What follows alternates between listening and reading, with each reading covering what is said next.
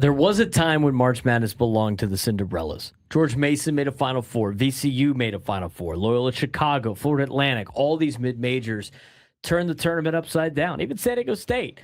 But that era might be fading because now with the unlimited transfers and NIL money, power conference teams can basically reload every year, and they're pulling the best players away from smaller schools before they ever become Cinderellas. So what we're seeing now is fewer upsets, fewer double-digit seeds making deep runs, and more chalk at the top of the bracket. But here's the interesting part. The games might actually be better this way. The competition is stronger, the teams are more complete, but something feels different because March Madness without chaos isn't bad. It's just not the same March Madness we grew up with.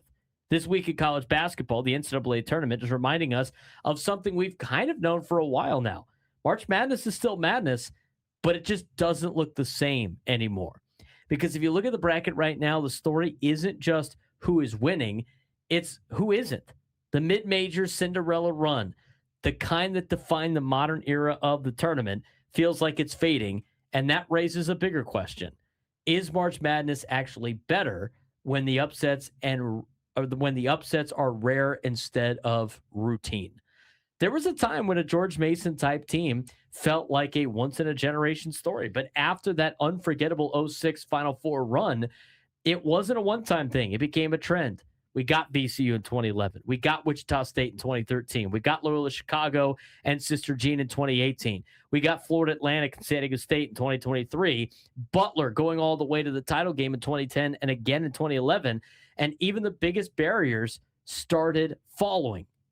A 16 seed beating a 1 seed never happened until UMBC shocked Virginia. Then it happened again when Farley Dickinson beat Purdue.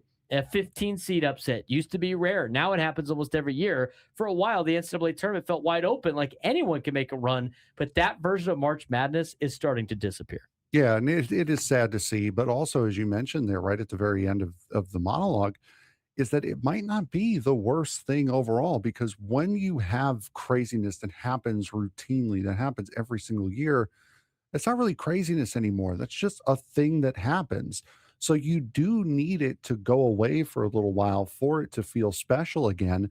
And I think we've gotten so used to seeing that Cinderella story happen every single year that we're expecting it.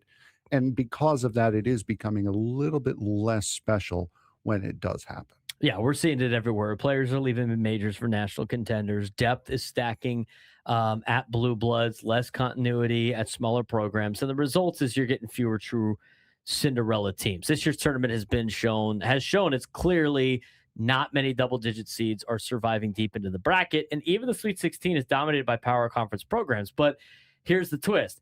Even without constant upsets, the tournament might be actually better basketball. The games are cleaner. The matchups are stronger. The elite teams are truly elite.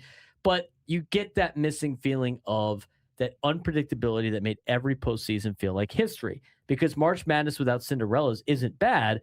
It's just different. And the sport might actually be in a transition phase, not the end of Cinderella, but a reset, a recalibration, a moment where the system is stabilizing after years of chaos. But my take on this is I liked March Madness for the funness, the fun of upsets early in the tournament. Either way, the best teams are usually near the end of the tournament. But the fact that you didn't get any 13 to 16 seeds in the Sweet 16 for the second straight year in a row, and the fact that it's all Power Four schools again for the second year in a row, that's trending in a direction that I don't think is necessarily good for the NCAA. Yeah, it certainly is a problem. And I do agree with you. But again, you also can't have it be expected every single year, because then when it does happen, that deep run is not nearly as special anymore. So you want to keep that air of anything can happen. Sometimes you do get clunkers. Sometimes you do get bad years. Sometimes you do get snooze fests. But then there are other times where you get just absolute insanity. And that is what keeps you going back, is for that rare time when it does happen, because like, oh my God, we actually got it this year. Instead of, okay, yeah, this is the standard number 14 seed going into the Elite Eight or Sweet 16. The perfect version of March Madness probably isn't a tournament full of upsets. No. It's also not a bracket full of chalk. It's a balance. A few early shockers, one or two real Cinderella runs, and then the heavyweights taking over when it matters most. The question moving forward is whether college basketball can find that balance again, or whether we've entered a new era where the magic only shows up in flashes. Either way, March is still March. It just doesn't belong to anyone anymore.